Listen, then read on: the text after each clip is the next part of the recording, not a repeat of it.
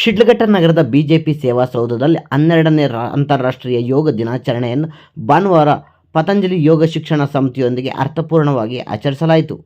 BJP ಗ್ರಾಮಾಂತರ ಮಂಡಲಾಧ್ಯಕ್ಷ ಸೀಕಲ್ ಆನಂದಗೌಡ ಅವರ ನೇತೃತ್ವದಲ್ಲಿ ನಡೆದ ಕಾರ್ಯಕ್ರಮದಲ್ಲಿ ನೂರಾರು ಯೋಗಾಸಕ್ತರು, ಪಕ್ಷದ ಕಾರ್ಯಕರ್ತರು ಹಾಗೂ ಸಾರ್ವಜನಿಕರು ಉತ್ಸಾಹದಿಂದ ಭಾಗವಹಿಸಿದ್ದರು.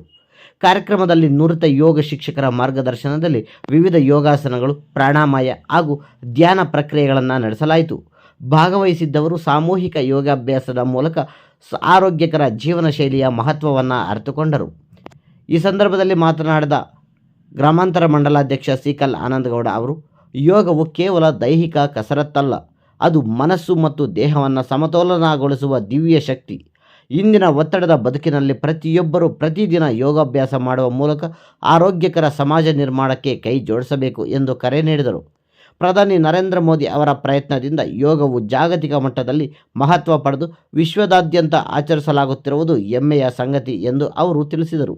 ಯೋಗವನ್ನು ಪ್ರತಿಯೊಬ್ಬರೂ ದಿನನಿತ್ಯದ ಜೀವನದ ಭಾಗವನ್ನಾಗಿಸಿಕೊಳ್ಳುವ ಅಗತ್ಯವಿದೆ ಎಂದು ಅಭಿಪ್ರಾಯಪಟ್ಟರು. ಕಾರ್ಯಕ್ರಮದಲ್ಲಿ ಗ್ರಾಮಾಂತರ ಮಂಡಲ ಮಾಜಿ ಅಧ್ಯಕ್ಷ ಸುರೇಂದ್ರಗೌಡ, ನಗರ ಮಂಡಲಾಧ್ಯಕ್ಷ ದೇವರಾಜ್, ಪತಂಜಲಿ ಯೋಗ ಶಿಕ್ಷಣದ ಕೇಶವಮೂರ್ತಿ ಸೇರಿದಂತೆ ಸ್ಥಳೀಯ ಬಿಜೆಪಿ ಮುಖಂಡರು, ಪದಾಧಿಕಾರಿಗಳು, ಮಹಿಳಾ ಮೋರ್ಚಾ ಸದಸ್ಯರು ಹಾಗೂ ಸಾರ್ವಜನಿಕರು ಉಪಸ್ಥಿತರಿದ್ದರು. ಇನ್ನು ಕೊನೆಯಲ್ಲಿ ಭಾಗವಹಿಸಿದ ಎಲ್ಲರಿಗೂ ಲಘು ಉಪಹಾರದ ವ್ಯವಸ್ಥೆ ಮಾಡಲಾಗಿತ್ತು. ನಮ್ಮದು ಭಾರತ ದೇಶ ಅಂತ ಹೇಳಿದ್ರೆ ಸನಾತನ ಧರ್ಮ ಇರ್ತಕ್ಕಂತಹ ದೇಶ, ಸನಾತನ ಧರ್ಮವನ್ನು ನಂಬಿರ್ತಕ್ಕಂತಹ ದೇಶ. ಸುಮಾರು ಸಾವಿರಾರು ವರ್ಷಗಳ ಹಿಂದೆ ನಮ್ಮ ವಿಶ್ವ ಮುನಿಗಳು, ಸನಾತನ ವಿಶ್ವ ಮುನಿಗಳು ಈ ಒಂದು ಯೋಗವನ್ನು ಮಾಡ್ತಾ ಇರ್ತಕ್ಕಂಥದ್ದನ್ನು ಅಂದಿನ ಕಾಲದಿಂದಲೂ ಮುಂದುವರಿಸ್ತಕ್ಕಂಥ ಒಂದು ಪ್ರವೃತ್ತಿ ಏನಿದೆ ನಮ್ಮ ಭಾರತದಲ್ಲಿ, ಅದನ್ನು ಮನಸ್ಸಿನಲ್ಲಿಟ್ಕೊಂಡು ನಮ್ಮ ವಿಶ್ವನಾಯಕರಾಗಿರ್ತಕ್ಕಂತಹ ಪ್ರಧಾನಮಂತ್ರಿಗಳು ವಿಶ್ವಸಂಸ್ಥೆಯಲ್ಲಿ ಇದರ ಒಂದು ಪ್ರಸ್ತಾವನೆಯನ್ನು ಮಾಡ್ತಾರೆ. ಎಲ್ಲ ರಾಷ್ಟ್ರಗಳು ಇದಕ್ಕೆ ಹೋಗೊಟ್ಟು ಖಂಡಿತವಾಗೂ ಇದನ್ನು ನಾವು ಒಂದು ವಿಶ್ವ ದಿನವಾಗಿ ಆಚರಣೆ ಮಾಡೋಣ.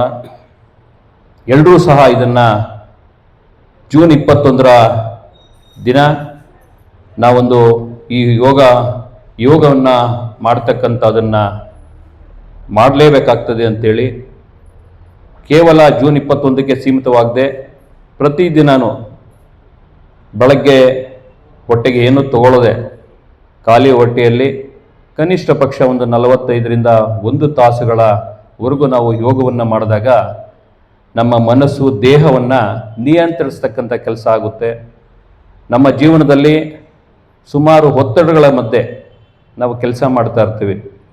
ಪ್ರತಿದಿನ ಈ ಒಂದು ಯೋಗವನ್ನು ಮಾಡೋದ್ರ ಮುಖಾಂತರ ನಮ್ಮ ವಯಸ್ಸನ್ನು ಆರೋಗ್ಯಕರವಾಗಿ ಕಳೀತಕ್ಕಂಥ ಒಂದು ಸಮಯವಾಗಿರುತ್ತದೆ. ಈ ಯೋಗ ಮಾಡೋದರಿಂದ ಎಷ್ಟೆಲ್ಲ ಅನುಕೂಲಗಳಾಗಿದೆ ಅಂತೇಳಿ ಈಗಾಗಲೇ ನಮ್ಮ ಗುರುಗಳು ತಿಳಿಸ್ಕೊಟ್ಟಿರ್ತಾರೆ.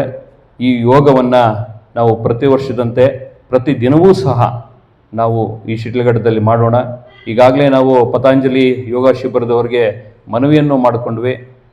ನಿಮಗೆ ಅವಶ್ಯಕತೆ ಇದ್ದರೆ ದಯಮಾಡಿ ಈ ಸೇವಾ ಸೌಧವನ್ನು ನಿಮ್ಮ ಯೋಗ ಶಿಬಿರವಾಗಿ ಮಾರ್ಪಡಿಸ್ಕೊಳ್ಳಿ.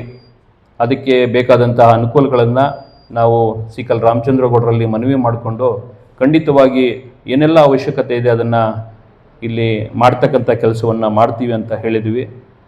ನಾವು ಈ ಮುಖಾಂತರ ಮನವಿಯನ್ನು ಮಾಡ್ಕೊತೀವಿ. ಪ್ರತಿಯೊಬ್ಬರು ಯೋಗವನ್ನು ಮಾಡೋಣ, ನಮ್ಮ ಆರೋಗ್ಯವನ್ನು ಹೆಚ್ಚಿಸಿಕೊಳ್ಳೋಣ, ನಾವು ಸಹ ಆರೋಗ್ಯವಾಗಿರೋಣ, ಇತರರನ್ನು ಆರೋಗ್ಯವಾಗಿರಲಿಕ್ಕೆ ಈ ಸಲಹೆಗಳನ್ನು ಕೊಡೋಣ ಅಂತ ಹೇಳ್ತಾ ನನ್ನ ಮಾತನ್ನು ಮುಗಿಸ್ತೀನಿ. ಜೈ ಹಿಂದ್, ಜೈ ಕರ್ನಾಟಕ.